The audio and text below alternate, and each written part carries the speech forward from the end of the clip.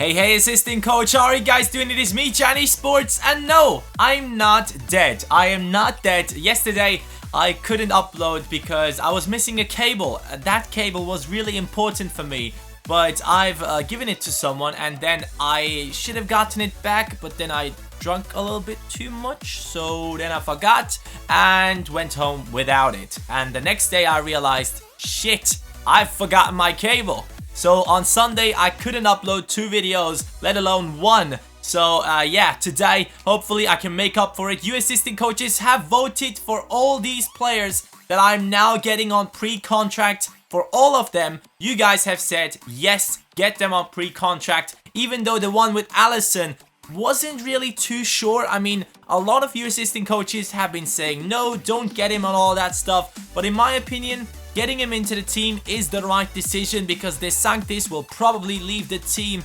very soon and he will retire. So I decided, let's just get ourselves a better goalkeeper for the reserves team who can then just maybe try and challenge Perin at some point. Maybe, I don't know, but Perin has been great so far. The same goes for Antonio Sanabria. In 10 games, he has scored 7 goals, already +4 on him. He's only 19 years old. And he's on the brink of becoming a 77 rated player. We are in the transfer window.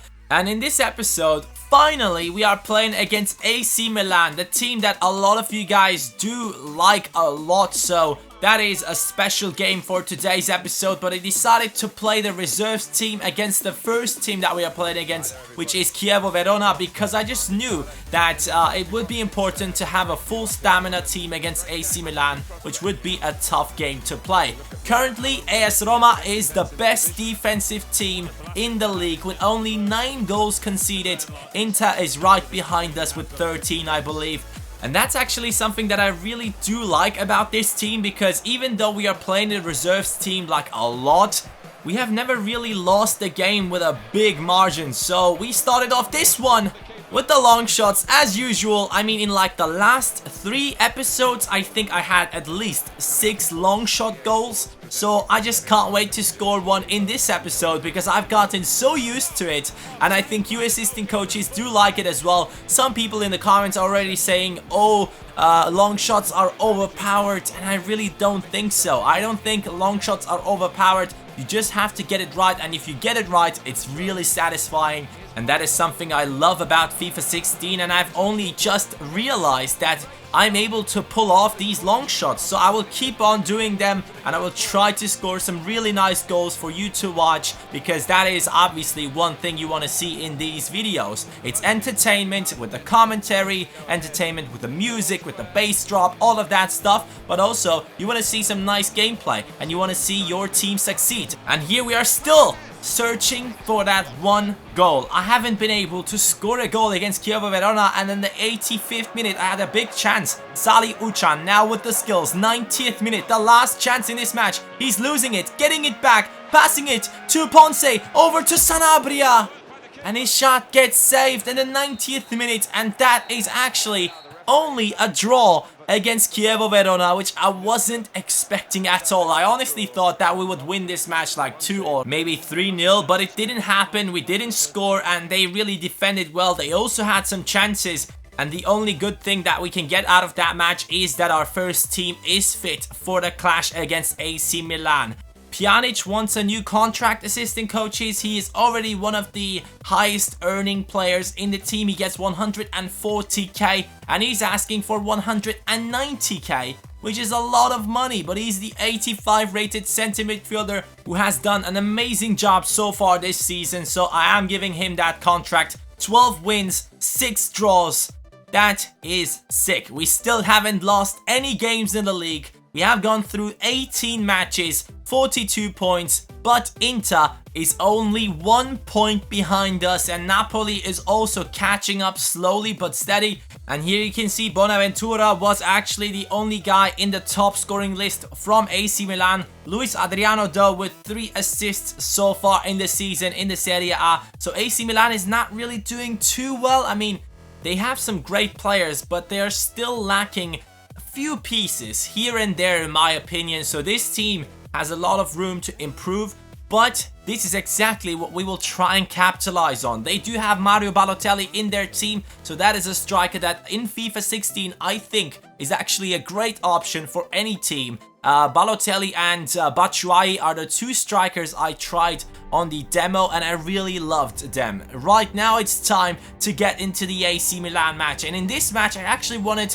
Mohamed Salah to do really well, and I knew this was maybe his chance to shine. I really thought maybe in this match I could get him forward and get some dribblings in and maybe score or get an assist. So let's get into this one. Stadio Olimpico, Roma playing at home against AC Milan, and it is the big match that most of you assistant coaches are probably looking forward to, because AC Milan has been voted the most favorite team of my assistant coaches, right in front of Juventus in the Serie A. Menez is apparently the guy that we have to watch out for.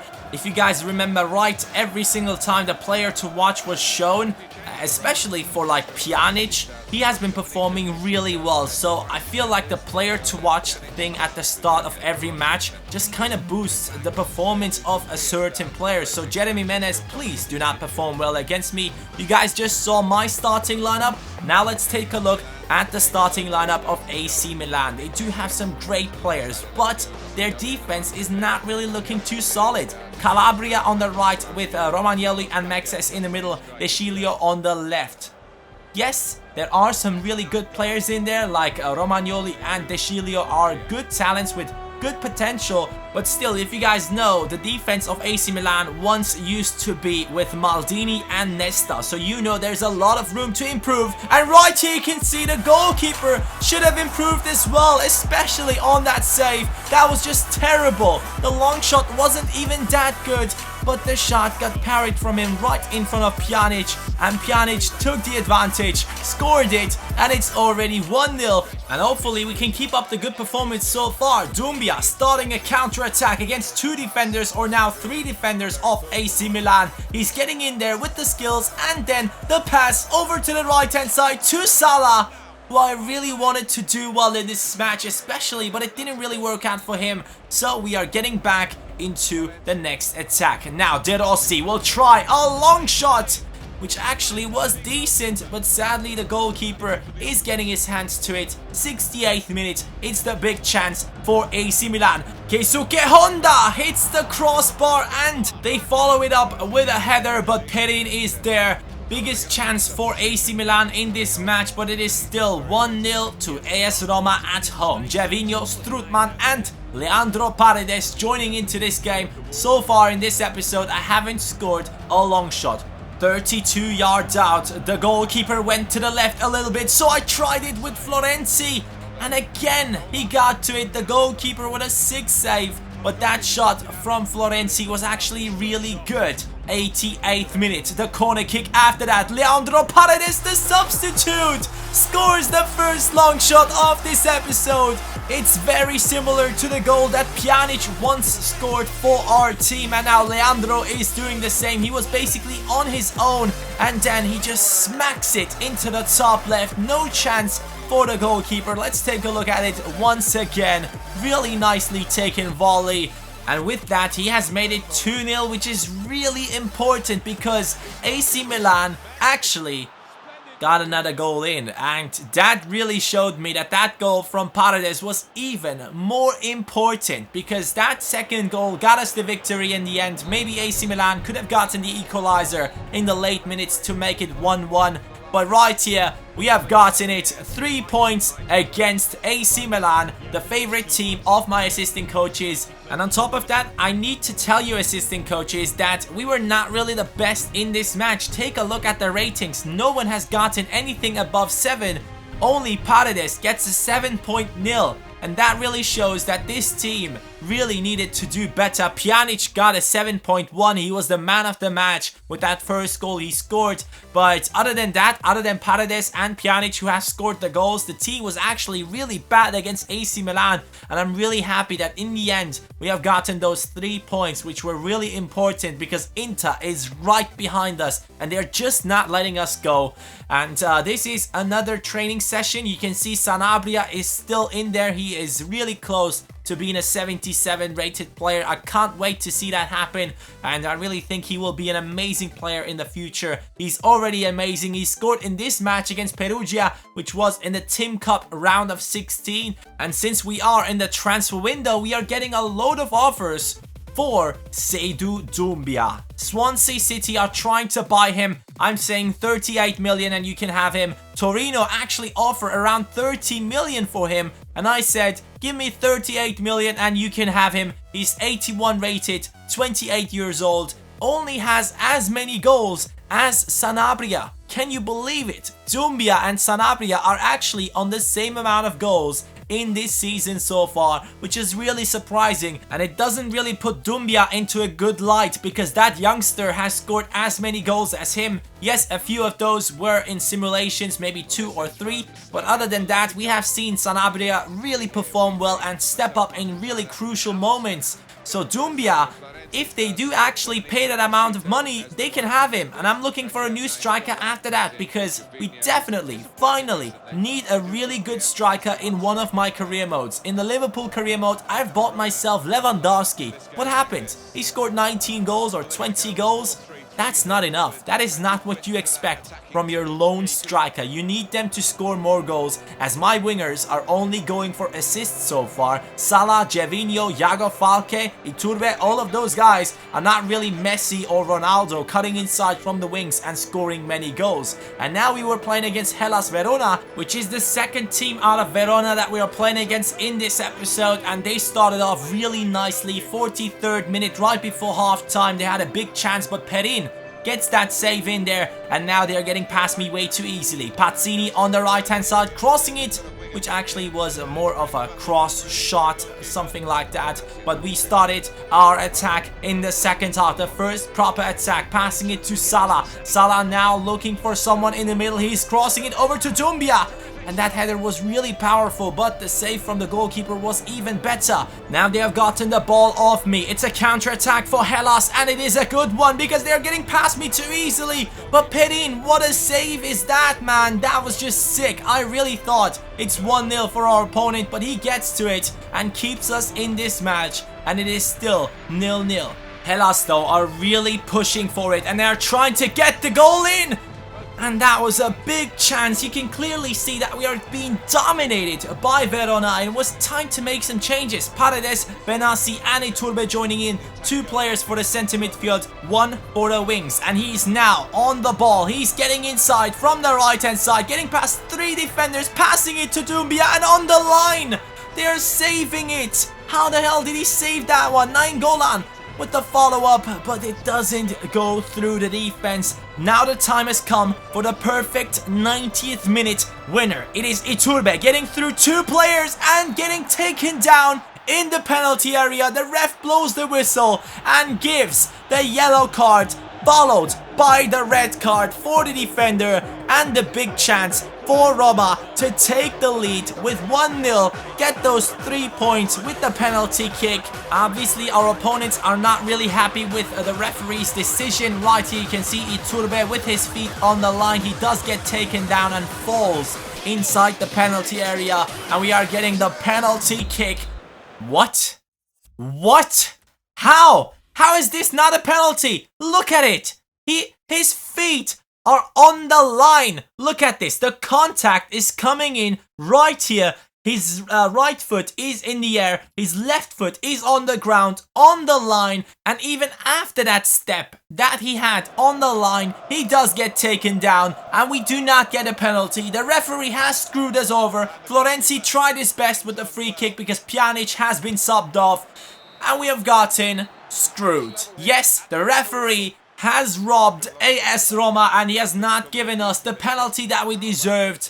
And in the end, it's only a draw against Hellas. 2 draws in the Serie A, 1 win against AC Milan. I don't know why my team is performing so bad against these low-rated teams, and then they are really performing well against the high-rated teams. It makes no sense to me. Our team is being trained, and Doumbia has been sold. 38 million for the guy that in real life never wants to turn back to AS Roma. I really felt like it never was the right decision to get him back into the team, but I needed a decent striker, and Doumbia was the easy choice, getting back from the loan. But I realized that is not what will be happening in real life. AS Roma do not really want him back. He really doesn't want to play for AS Roma anytime soon, and even though we have gotten a lot of money from that, I was asking for 10 million more. I've gotten myself 6.2 million because I had a plan. I had a master plan, and I knew that there was one player that has already played in the Serie A and has already also played for many other leagues and big teams that I really felt like is the right player to buy for this team after Doumbia has left our team. Sanabria has gone up to the 77 rating. He is an exceptional talent right now. I've never really looked at the team and realized that this guy has that amount of potential, and he's asking for Doumbia's spot. He wants to play in the starting 11, and I really felt bad for him. Don't get me wrong, I think he's a sick talent, but he's not ready yet. He is not ready yet for the starting 11 of this team, for all the pressure that would be lasting on his shoulders if he would be the first team striker. I know he has played 12 games, scored 8, 2 assists. He has a better record than Doumbia so far, but in my opinion, it is not time yet. This guy needs a little bit more time. Next season maybe he might be challenging for this player's spot. Carlos Tevez. He has played for Juventus. He went over to Argentina, which in my opinion was a very ballsy decision, but he is such a good striker and I just can't see him waste his talent over there. I know Argentina, guys, I love your country, I love your players, especially Messi, but I think that this guy still deserves to play at a really high level and he needs to play in the Serie A again. Tevez for AS Roma. What do you assistant coaches think? There's a straw poll in the link in the description. I would love to use him. He has never been used by myself in any of the career modes, I think. And Carlos Tevez would be a sick player to get back into the Serie A. Let me know in the comments down below and in the straw poll. I'm really keen on signing him, but I also want to hear your opinion. So let's go. Thank you assistant coaches so much for watching and enjoy your day.